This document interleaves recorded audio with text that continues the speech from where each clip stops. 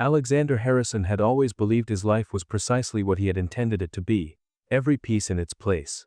Every move calculated. Success was not luck for him. It was the result of relentless focus, a mind sharpened by competition, and an unyielding refusal to fail. Yet, as he stood in his penthouse, staring out at the city skyline bathed in the pale light of morning, none of it gave him the satisfaction it once had.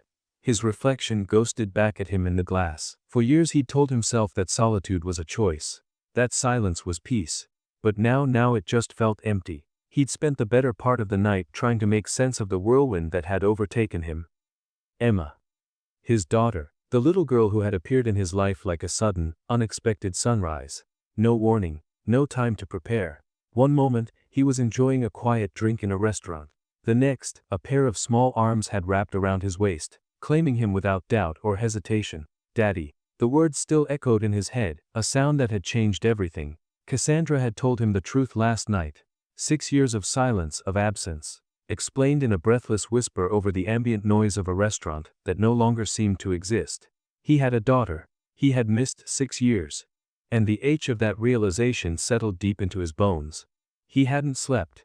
Couldn't. How could he sleep when his world had shifted so violently beneath his feet? When everything he thought he understood had been proven wrong? Emma's face had haunted him through the hours. The way her eyes, so achingly familiar, had looked at him like he was the center of her universe. She hadn't known him, yet she had claimed him without fear. How did he deserve that? Alexander ran a hand down his face, his palm rough against the faint stubble on his jaw. He'd always been a man who knew what to do. There was a problem, he found a solution. A challenge, he overcame it. But this wasn't a hostile takeover or a business deal. This was a life. Hers, his. His phone buzzed, jolting him from his spiraling thoughts. Cassandra's name lit up the screen. For a long moment, he just stared at it. Then he picked it up. Emma's asking about you. The message read. We're going to the park after lunch. If you want to join us. He exhaled slowly, fingers tightening around the phone before he typed back. I'll be there. And he was. Hours later, Alexander found himself standing at the entrance of the park, hands shoved deep into his coat pockets, his gaze scanning the playground for a familiar flash of dark brown hair. His heart thudded in his chest in a way it never had before. A meeting, a negotiation, or a courtroom showdown. He was nervous, genuinely, impossibly nervous. Then he saw her, Emma, her hand held tightly in Cassandra's as they crossed the grass. She was mid-sentence, chattering away as she walked. But when her eyes landed on him, she stopped. Her face lit up like sunrise, and she let go of her mother's hand, sprinting toward him. He barely had time to react before she crashed into him, her arms wrapping around his waist just as they had in the restaurant. You came, she squealed. Alexander's arms moved on instinct, steadying her, holding her close. Oh, of course I came, he said softly. I told you I would.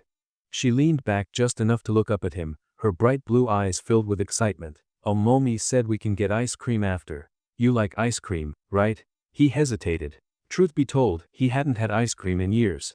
It wasn't something he thought about. But now, looking at her expectant face, there was only one answer. I do now. Her giggle was infectious, light and unguarded. She grabbed his hand, small fingers wrapping around his much larger ones, and tugged him toward the swings. Come on, you have to push me. Cassandra trailed behind, quieter, more reserved, but she didn't stop them. Didn't interrupt. She watched, observed, and Alexander caught her gaze more than once as he pushed Emma higher and higher, her laughter ringing through the crisp afternoon air. He hadn't known life could be like this. That something so simple could feel so full. Later, they did get ice cream, a tiny corner shop that smelled like sugar and warm waffle cones. Emma took forever to decide, torn between strawberry and cookies and cream. In the end, she picked strawberry. Because, she said with a conspiratorial grin, it's Mommy's favorite. He ordered the same. Cassandra gave him a look that said she noticed, but she didn't comment. Instead, they sat on a bench outside, watching Emma try and fail to keep from making a sticky mess. She's happy, Alexander said quietly, his gaze following the little girl as she spun in circles in front of them. She is. Cassandra agreed. And she's never had a father before. She's never needed one. He turned to her. But now she does. Cassandra met his gaze. There was something softer there now, something that hadn't been present the night before. And you're willing to be that? Just like that? He didn't answer immediately. He didn't want to give her empty promises. "I don't know how to be a father," he admitted. "But I'm going to learn." For her, her eyes searched his face for a long moment before she gave a small nod. Okay. It was a start. The days that followed settled into something resembling a routine. Alexander visited as often as Cassandra allowed. Sometimes it was just for an hour, sometimes longer. He found himself learning things he never thought he'd need to know. How Emma liked her sandwiches cut.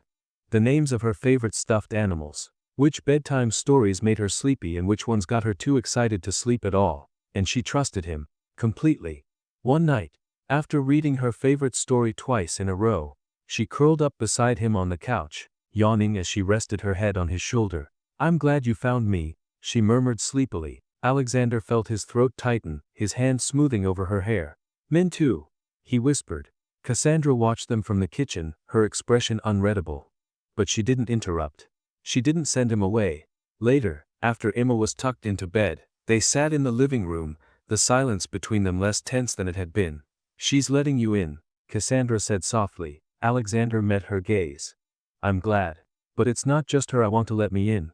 But Cassandra said nothing for a long time. Then quietly, she admitted, "I'm trying." He nodded. It was all he could ask for. Another day, Emma asked if she could see where he lived. The question caught him off guard. His penthouse had always been a fortress of solitude, designed for efficiency and professionalism, not warmth.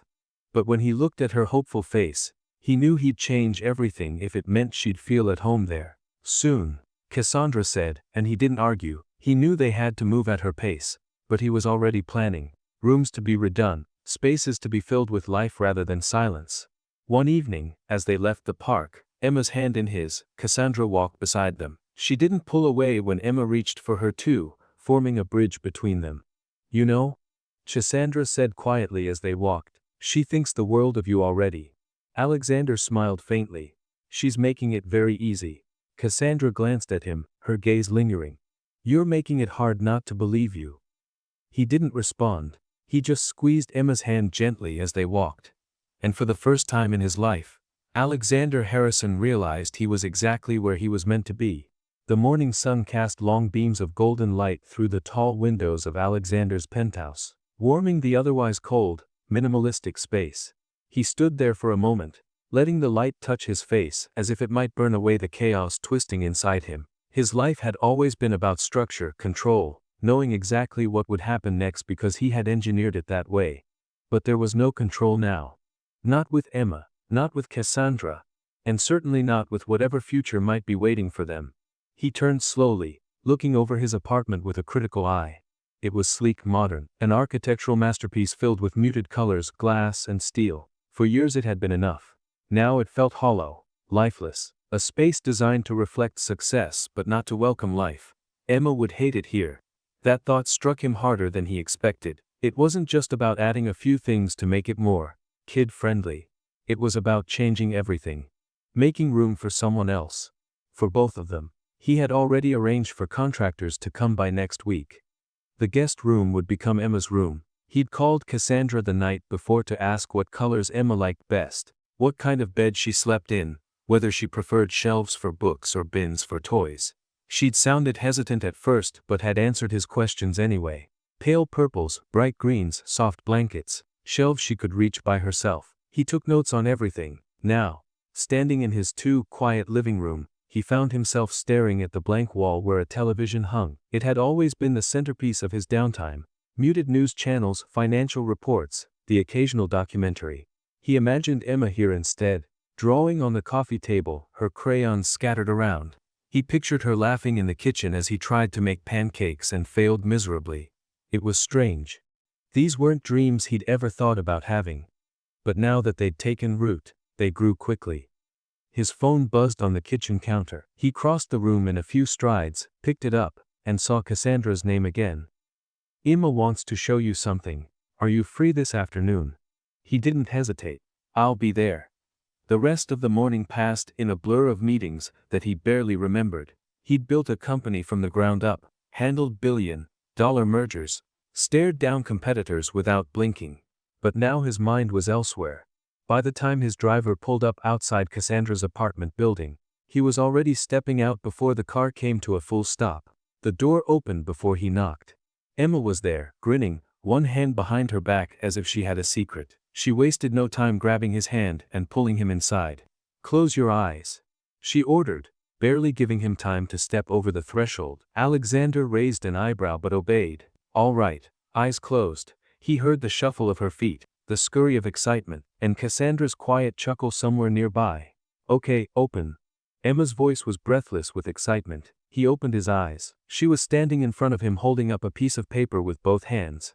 It was a drawing. Stick figures, bright colors, wild crayon strokes. But what caught his attention wasn't the drawing itself, it was what it showed. 3 figures. A tall one with dark hair, a woman with long hair and blue eyes, and a small girl between them, holding both their hands. "That's you," Emma said, pointing at the tall figure. "And Mommy. And me." He stared at it longer than he should have. His throat tightened. She looked so proud, her blue eyes shining with happiness. It wasn't just a picture, it was her world, one where he was already there, where he already belonged. "It's perfect," he said softly. Emma beamed. "You can take it home, so you don't forget." Cassandra stood off to the side, arms crossed loosely, watching him. Not guarded this time, just watching. He folded the drawing carefully, like something fragile and precious. "I'll put it somewhere safe." Later that afternoon, they went for a walk. Emma insisted on holding both their hands as they strolled through the park. There was a quiet, unspoken understanding now. One that had been missing before. Cassandra didn't pull away when their hands brushed. She didn't flinch at his presence. They walked together, the 3 of them, like a family that had always existed. At least in Emma's world, they had. They found a quiet spot beneath a tree, where Emma laid out a blanket from her backpack. She was full of energy, asking 100 questions about his work, about the city, about what kinds of things he liked to eat. "Do you eat cereal?" she asked suddenly, popping a strawberry into her mouth. Alexander chuckled. "Not usually." "You should," she declared. "It's the best dinner ever. Mommy lets me have it sometimes." He glanced at Cassandra, who shook her head in mock disapproval. "Special occasions," she clarified. Emma giggled and flopped back onto the blanket, staring up at the sky. "We should have a cereal party. I'll make sure we have every kind," Alexander promised, watching the way her smile lit up her entire face. As the sun dipped lower, casting everything in a warm, amber glow, he found himself thinking about what he was building. Not a company, not an empire, but something smaller, quieter, something that mattered in a way he had never understood before. Cassandra sat beside him, her knees drawn up, her gaze on Emma as the little girl hunted for acorns nearby. She sighed quietly. "She's never had this," she said after a while. "A father who shows up." He looked at her. "And she never won't again." She turned to him, something unreadable flickering across her face. "You're serious about this?" He didn't need to think about it. "I am." It wasn't long after that Emma came bounding back, arms full of treasures. Rocks. A tiny broken feather she declared was magic. Alexander let her pile them into his hands without protest. She trusted him with the little things. He wanted her to trust him with everything. When they returned to the apartment, Emma insisted he stay for dinner. Cassandra hesitated, but when Emma looked at her with those wide pleading eyes, she sighed and nodded. Alexander wasn't sure what he expected, probably takeout, something fast. Instead, Cassandra made pasta, simple but comforting. Emma sat on a booster seat at the table and insisted Alexander try the garlic bread first. He did. It was better than most meals he'd had at high-end restaurants. He said so. Cassandra rolled her eyes but smiled. "You're just being polite." "No," he said, meeting her gaze. "I'm not." They ate together, the 3 of them, and he realized it was the first time in years he'd sat at a table like this. Not for a business meeting. Not for appearances. Just dinner. Afterward he helped Emma with her bedtime routine. Brushing teeth, picking pajamas, choosing a story. She picked 2 books, one he didn't know and one she told him was her favorite.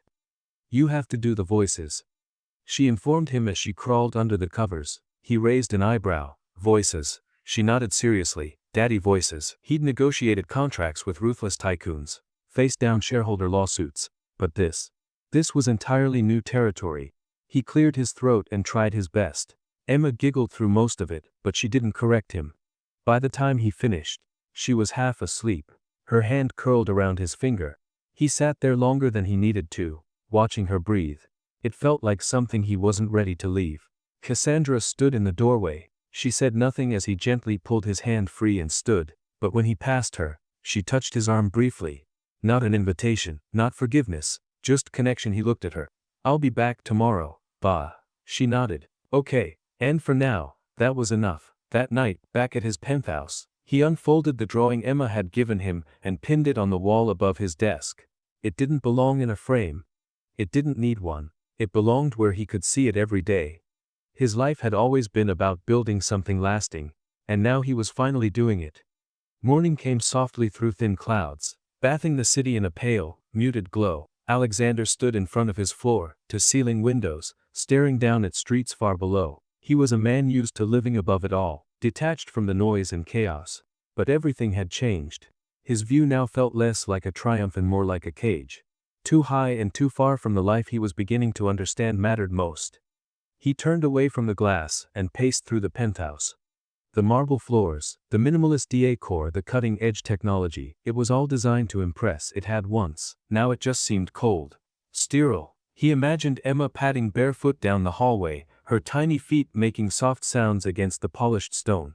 He thought about how she'd wrinkle her nose at how quiet it was, how she might ask why there weren't any pictures on the walls or toys on the floor. He needed to change that. He was going to change it, for her. The contractors arrived that morning, trailing blueprints and fabric swatches, speaking in hushed, respectful tones.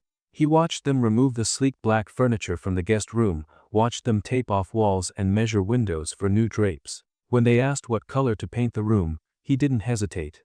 Lavender. He'd heard Cassandra say it last night, Emma's favorite. As they worked, he kept thinking about her, about the way she said, "Daddy," like it had always belonged to him. The way she had grabbed his hand, fearless and full of joy, as if she didn't see a stranger at all. Later that day, he met Cassandra and Emma at the bookstore. Emma had insisted on going, and Cassandra, perhaps still unsure but no longer resistant, had agreed to include him. They found him waiting just outside the entrance, and as soon as Emma spotted him, she ran straight into his arms. "Daddy, they have story time today," she announced breathlessly, eyes wide with excitement. He didn't know what that meant. He'd never been to a bookstore for anything other than business manuals or biographies. But he nodded. "Then we'd better go find it." Inside, Emma led them between towering shelves, her tiny hand still wrapped tightly in his. Cassandra followed at a slower pace, keeping her distance but watching. Always watching. It was cautious, but not cold. Protective, perhaps. He understood. They found the children's section tucked away in a brightly colored corner of the store. Beanbag chairs littered the floor, and a circle of small children gathered around a woman with a picture book. Emma immediately plopped herself down on an empty beanbag and patted the spot beside her. "Come on," she urged. He hesitated, glancing at Cassandra. She gave a small shrug but said nothing. So he sat. The beanbag chair was far too small, his knees rising awkwardly, but Emma beamed at him as if he belonged there. He stayed. The story was simple. Talking animals, bright pictures, a message about kindness. But Emma hung on every word.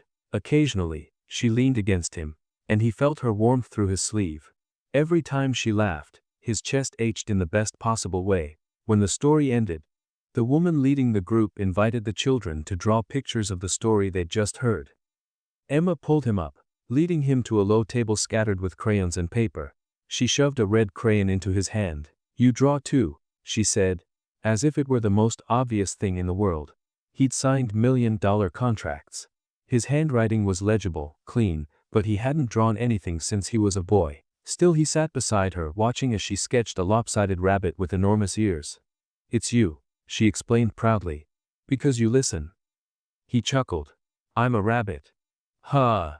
Cassandra sat nearby, holding 2 paper cups of coffee. She watched them without interrupting, something softer flickering in her expression. Not quite trust, not yet, but something close. By the time they left the bookstore, Emma had a new stack of books in a canvas tote bag, and Alexander carried the paper where she'd drawn him as a rabbit. He didn't care that it was crooked or that his ears were longer than his body. It was hers. It was his.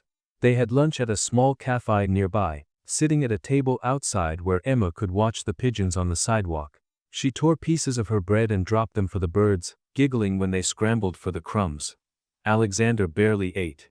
He watched her instead, Studying every expression, every smile. He was learning her. He wanted to know everything. Cassandra sat across from him, stirring her tea absently. "You don't have to try so hard, you know," she said softly. He looked at her, confused. "I'm not." She shook her head, but there was a small smile on her lips. "That's what I mean. You don't even realize you're doing it." He let out a breath. "I'm not sure I know how to be anything else." Her gaze dropped to her tea. "You're doing fine." They finished their meal in silence, comfortable enough now that it didn't feel strained. When Emma announced she wanted to visit the park again, neither of them said no. They walked there together, slower this time. Alexander and Cassandra flanked Emma, their hands loosely linked with hers. At the park, Emma ran ahead to the swings again, and Cassandra sat on a bench while Alexander followed their daughter. "Push me higher," Emma called. He obliged, careful at first but growing braver when she squealed in delight. Her hair flew around her face, and her laughter filled the air. Cassandra watched them for a long time, quiet. When Alexander finally sat beside her again, she spoke without looking at him. "You're different." He frowned. "How?" "You're not the same man I left." He wasn't sure how to answer that. Maybe he wasn't. Maybe Emma had changed everything in a matter of days. Or maybe he'd always been this man, and he just hadn't known it. Instead of replying, he said, "Neither are you." She glanced at him then, surprise flashing in her blue eyes. But she didn't argue.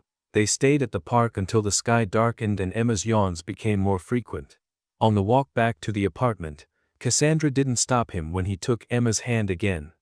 And when they reached her door, Emma insisted he come inside for a while. He sat with her as she built towers from plastic blocks. She insisted he build one too, and he did, even when his kept collapsing. "You need practice," Emma informed him, patting his knee. He smiled faintly. "I guess I do." Cassandra watched from the kitchen, cleaning up after dinner. She didn't hover, didn't interrupt. She just watched. When it was time for bed, Emma dragged her blanket out to him on the couch. "Story?" she asked, eyes sleepy but hopeful. He looked at Cassandra, who gave a small nod. So he tucked Emma onto the couch beside him, wrapped the blanket around them both, and read from one of her new books. She fell asleep before he finished the first few pages. He stayed there for a long time, listening to the quiet sound of her breathing. Cassandra sat beside him after a while. "She's never fallen asleep like that before." He didn't know what to say, so he said nothing. "She trusts you," Cassandra said quietly. "That's not easy for her." He glanced at her. "And you?" She hesitated. "I'm getting there." He nodded. "I'm not going anywhere." She smiled faintly, tired but genuine. "I'm starting to believe you." He looked down at Emma's peaceful face, her small hand still resting on his arm. Good. That night, he didn't want to leave.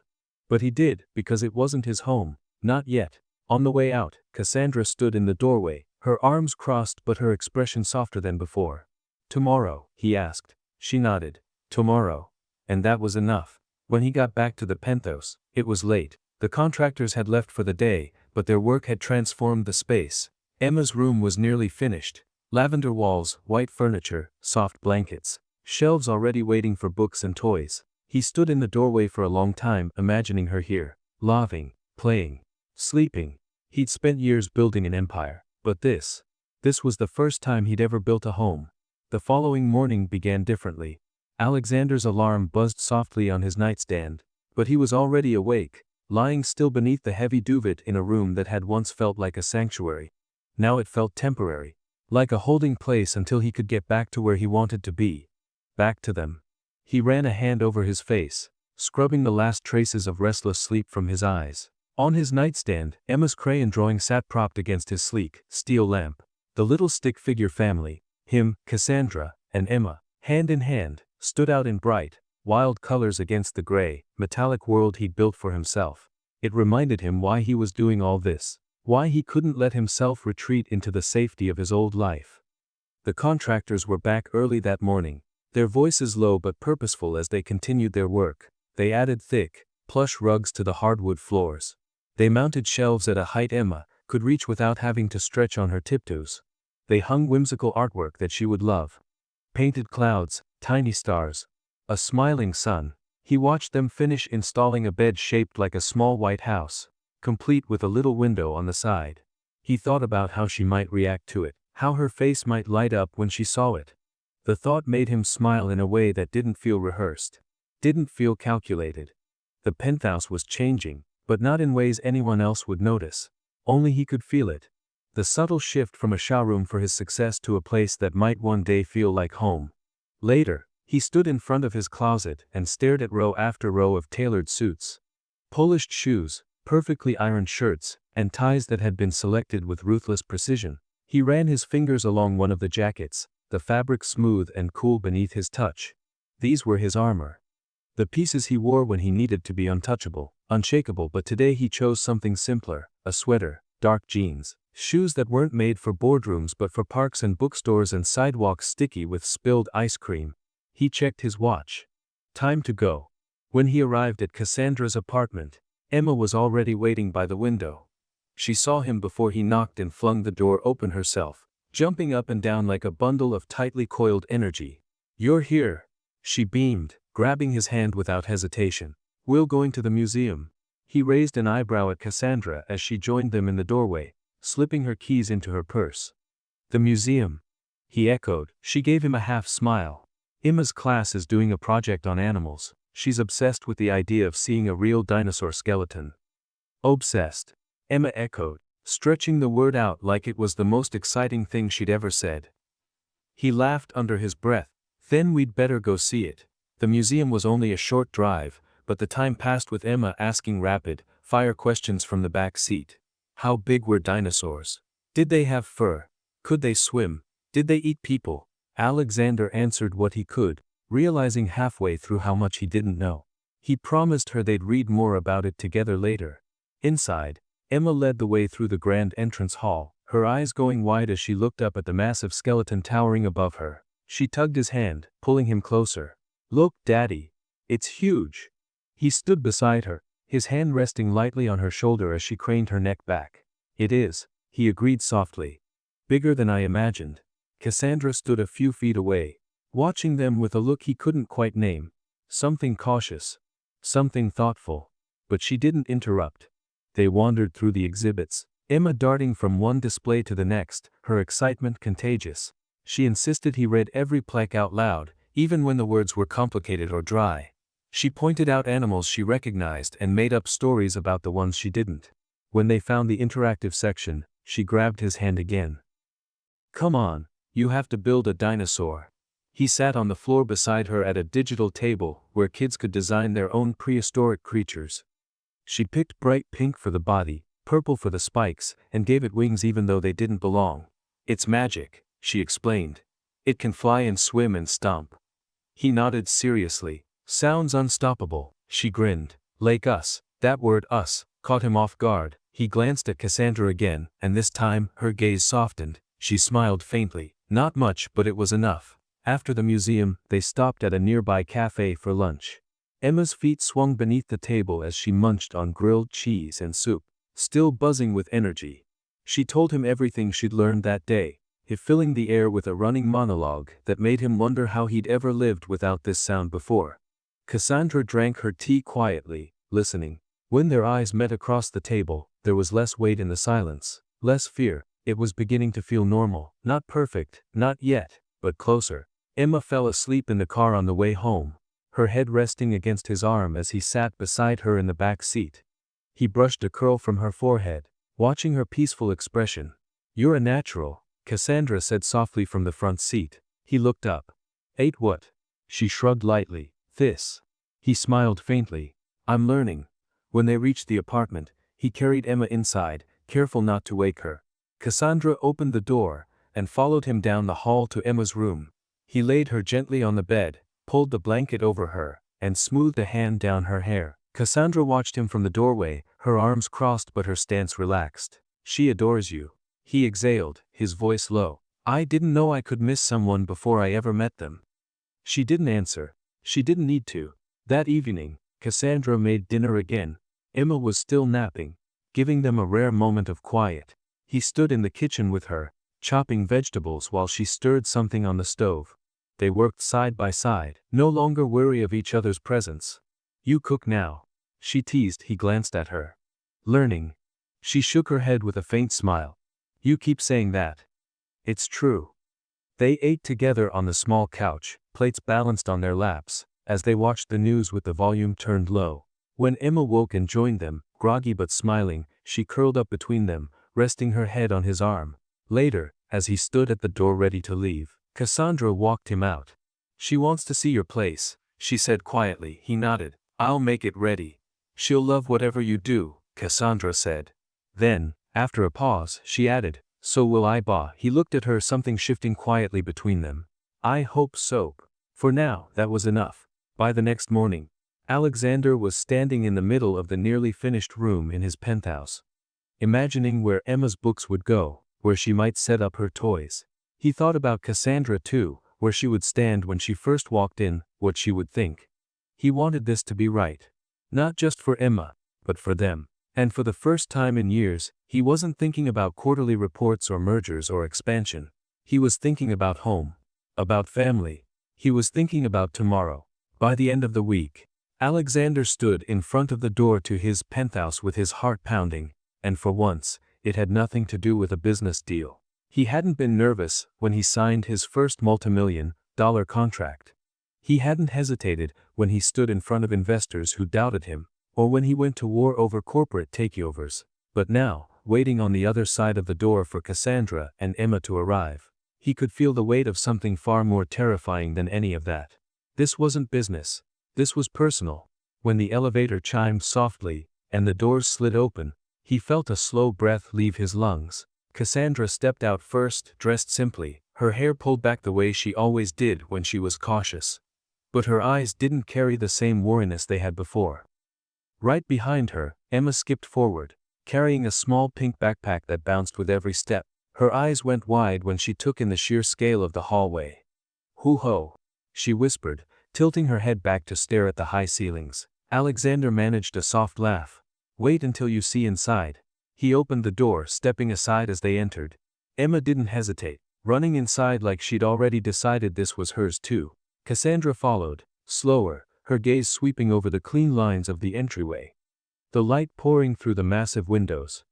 But there was something different now. She wasn't just seeing a penthouse anymore. She was seeing something that might be more than what it had been. "This place is huge," Emma said, spinning in a slow circle before grabbing his hand. "Where's my room?" He smiled and let her pull him toward the hallway.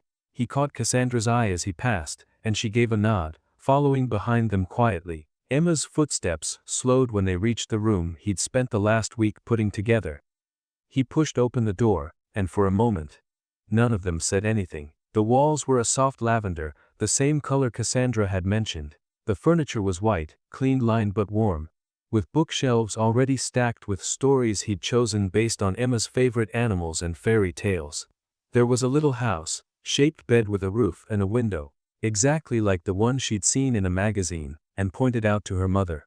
On the far wall hung a corkboard for her drawings.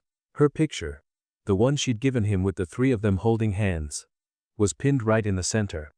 Emma stood frozen in the doorway, her small hands still wrapped around his.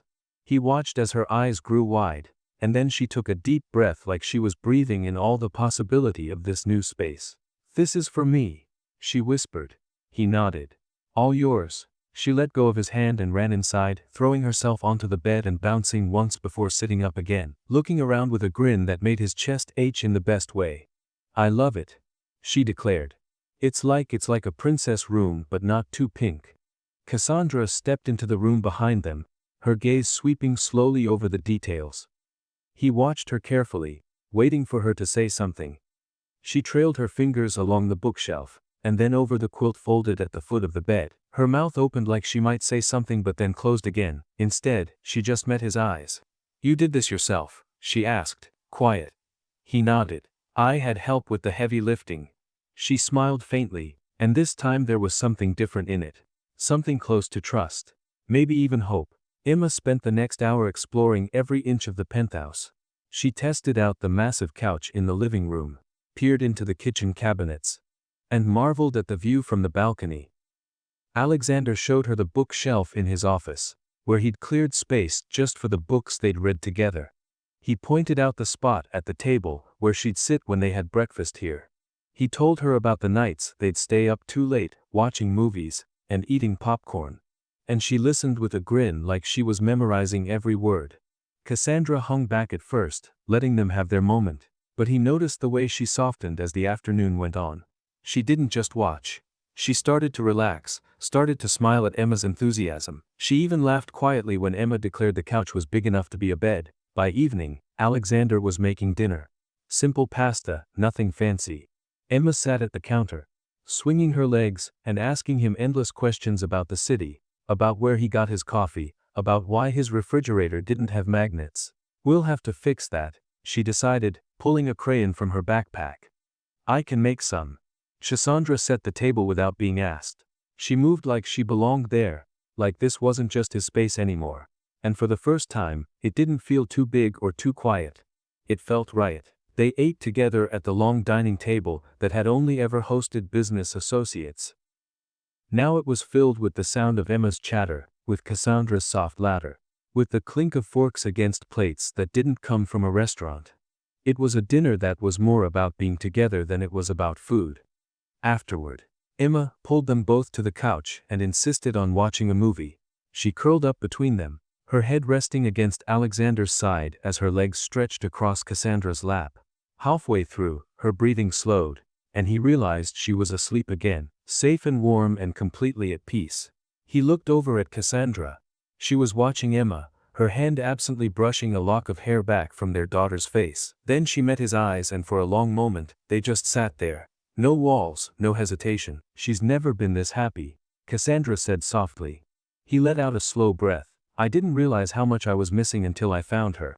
She smiled faintly. "And me." He was quiet for a moment, then nodded. "You too." Later that night, after Cassandra carried Emma to bed, and they stood in the doorway for a moment, just watching her sleep, Cassandra turned to him. "I don't know how this is supposed to go," she admitted. "I don't know what we're supposed to do next." "Gah." He took her hand gently, not forcing, just holding. "We'll figure it out. Together."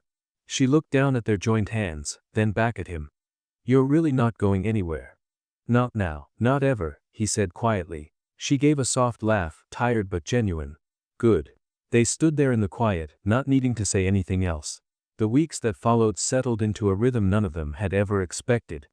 Emma spent weekends at the penthouse, sleeping in the room he'd made for her. He picked her up from school on Wednesdays and took her to the park before dinner. Cassandra started stopping by for coffee, and sometimes she stayed. Sometimes they all ate together, and sometimes they didn't, but there was always an open invitation. It wasn't perfect. There were days when things felt uncertain, when the past weighed heavy, when trust wasn't easy, but they kept moving forward. One evening, months later, Alexander stood in his office with Emma's latest drawing pinned beside the first one she'd given him. This one was different. There were still 3 figures, but this time there was a home behind them. A home with wide windows and flowers in front, and the sun shining over it all. She'd drawn them smiling. Cassandra stepped into the room quietly, watching him. She looked at the drawing, then at him. "She told me she wants to live here all the time," Cassandra said softly. "She asked me if we could all live here together." He turned to her, heart pounding in his chest. "What did you tell her?" She smiled. "I told her maybe." Alexander took a step closer. "And what do you think?" She took a breath, then reached for his hand. "I think maybe sounds pretty good." He let out a slow laugh, relief and hope twining together. "Then we'll figure it out, bot." That night, they sat on the couch together while Emma slept nearby. Cassandra leaned against him, and for the first time, it wasn't cautious, it wasn't hesitant. It was home. Alexander realized then that this wasn't about finding something he'd lost. It was about building something new. Something better. He wasn't the same man he'd been before Emma ran into his life, arms open and heart full. He wasn't the same man Cassandra had left behind. He was a father. He was a partner. He was a man learning what mattered most. And for the first time, the future didn't terrify him. It felt like hope. Like a beginning. Like family.